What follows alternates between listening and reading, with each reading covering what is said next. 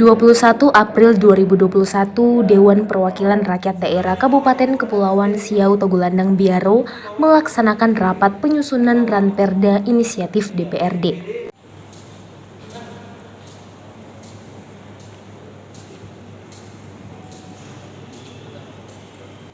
Pansus DPRD yang dibentuk dalam rangka pembentukan Ranperda Inisiatif yang mengatur tentang kebersihan atau persampahan ini mengadakan rapat persiapan bersama tim penyusun atau tenaga perancang peraturan perundang-undangan, yakni Kanwil Kementerian Hukum dan HAM Provinsi Sulawesi Utara.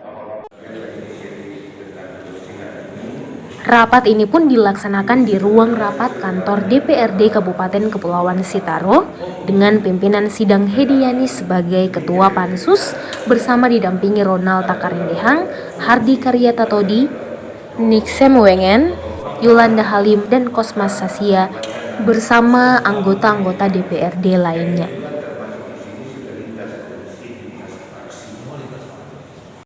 Menurut Ketua Pansus Hedianis mengatakan bahwa tujuan rapat adalah untuk menyatukan persepsi tentang rencana kegiatan penyusunan Ranperda Inisiatif Dewan tentang kebersihan atau persampahan. Bagaimana mengenai kegiatan ini, apa tujuannya, Pak? Tujuan rapat ini adalah menyatukan persepsi tentang rencana kegiatan penyusunan pansus penyusunan Ranperda Inisiatif Dewan tentang kebersihan garing persampahan. Jadi rapat ini adalah rapat antara pansus dengan tim penyusun peraturan perundang-undangan dari Kementerian Hukum dan HAM. Jadi rapat ini menyatukan persepsinya untuk bagaimana rancangan jadwal kegiatannya disepakati bersama. Ketika sudah disepakati, maka jadwal ini, rencana kerja ini menjadi acuan pansus dan tim untuk bekerja. Rapat antara Pansus bersama dengan tim penyusun perundang-undangan dari Kemenkumham Provinsi Sulawesi Utara membahas bagaimana rancangan jadwal kegiatan yang disepakati bersama. Itu pun menjadi acuan bagi Pansus tim kerja untuk menyusun Ranperda tersebut. Pansus ini melibatkan tim perancang perundang-undangan dari Kanwil Kementerian Hukum dan HAM Provinsi Sulawesi Utara. Sasarannya ke masyarakat, yaitu kita membuat jadwal schedule untuk pembuatan perda ini, perda kebersihan, dengan meminta masukan dari masyarakat pemangku kepentingan tentang kebersihan untuk Kabupaten Kepulauan Siau Tagulandang Biaro, pengolahan persampahan.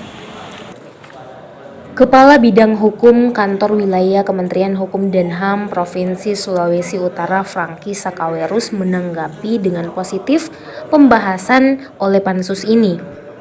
Menurutnya ini merupakan sesuatu yang membanggakan, bahkan di luar ekspektasi bahwa Kabupaten Sitaro memiliki metode pembahasan dan rancangan penyusunan sebuah Ranperda yang begitu komprehensif, bahkan untuk waktu yang sangat panjang dengan pola penyusunan yang sungguh luar biasa.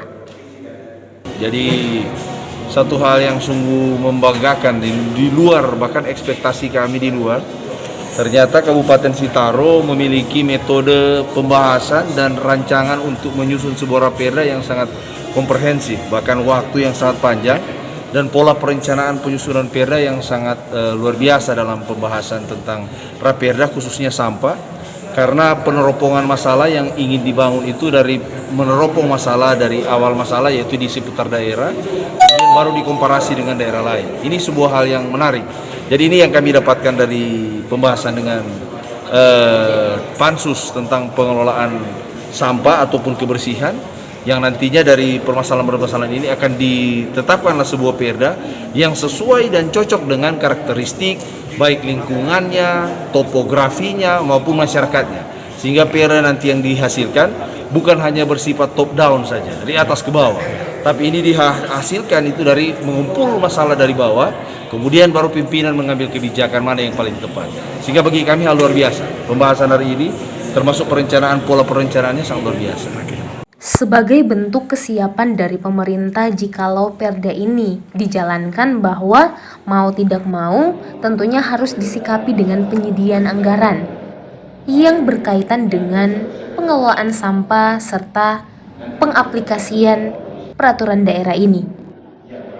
Mungkin Secara penuh kita memang belum bisa menentukan, namun secara gambaran tentunya dalam berkaitan dengan pengelolaan sampah, maka mau tidak mau ini tentunya harus disikapi dengan penyediaan anggaran. Karena berkaitan dengan sampah, maka itu sebagai sebuah wilayah pelayanan kepada masyarakat, maka mulai dari penyiapan TPA, anggarannya, SDM-nya, peralatan dan semuanya, termasuk penyediaan tempat-tempat sampah di setiap kecamatan, bahkan kalau boleh di setiap desa, sehingga pola masyarakat itu terbangun bahwa membuang sampah itu tidak lagi ke laut, tidak lagi ke belakang ke kebun, kan yang nantinya akan mencemari lingkungan, tapi kita mulai membangun pola bahwa sampah itu harus dikelola dengan baik. Nah, ini kita kalau misalnya memang jadi pun dari anggota dewan ini yang luar biasa, mereka akan ke Surabaya, akan coba belajar bagaimana sampah itu tidak langsung dibuang, tapi dilakukan 3R namanya, reduce, reuse, dan recycle.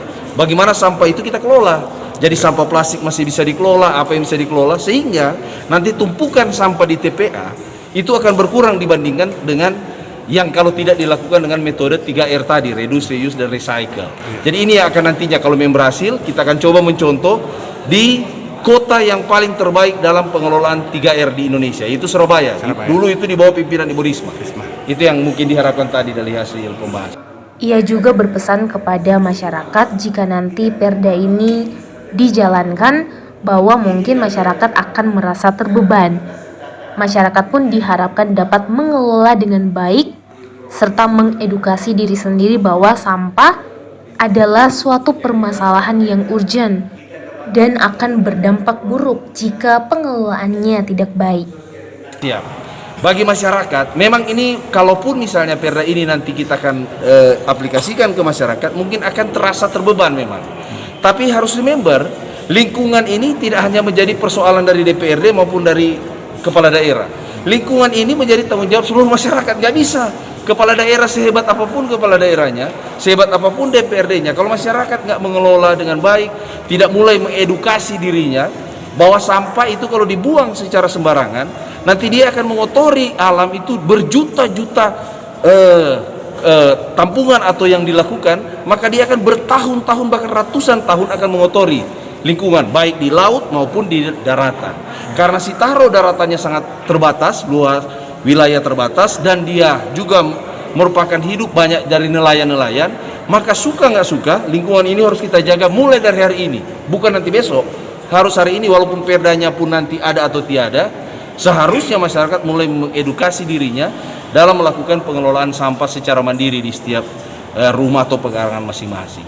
Hasilnya masyarakat akan nikmati lingkungan bersih, alam terjaga, termasuk tidak ada pencemaran baik dari air maupun lingkungan secara menyeluruh. Jadi semua dampaknya sebenarnya masyarakat juga. Jadi untuk masyarakat dan akan kembali kepada masyarakat. Jadi masyarakatnya akan menikmati alam yang bersih. Ya mohon maaf kalau bisa kita contoh ke Manado, kan boleh jalan-jalan juga ke Manado, ke kilo 7 atau ke tempat sampah Sumompo sana. Kita bisa lihat gunung sampah yang akhirnya mungkin bisa menimbulkan masalah di kesediaan hari. Di Sitaro diharapkan tidak akan bisa terjadi seperti daerah-daerah yang lain karena dikelola sejak dini. Bagaimana pengelolaan sampah itu dilakukan dengan karakteristik Sitaro yang mohon maaf ini agak berbeda dengan Manado karena mereka tipe kepulauan, sehingga tentunya cara mengelola sampah pun nanti akan coba kita pelajari di beberapa daerah yang mirip kepulauan, sehingga kita boleh mengadopsi tata cara pengelolaan sampah. Mungkin itu Pak, jadi ke masyarakat juga hasil. Oke, terima kasih Pak. Siap. Oke. Ranperda ini juga merupakan usul prakarsa DPRD guna mengantisipasi kerusakan lingkungan akibat pengelolaan sampah yang tidak terkendali. Untuk itu, ini dianggap sebagai sesuatu yang urgent dan krusial untuk segera tersusunnya peraturan tersebut.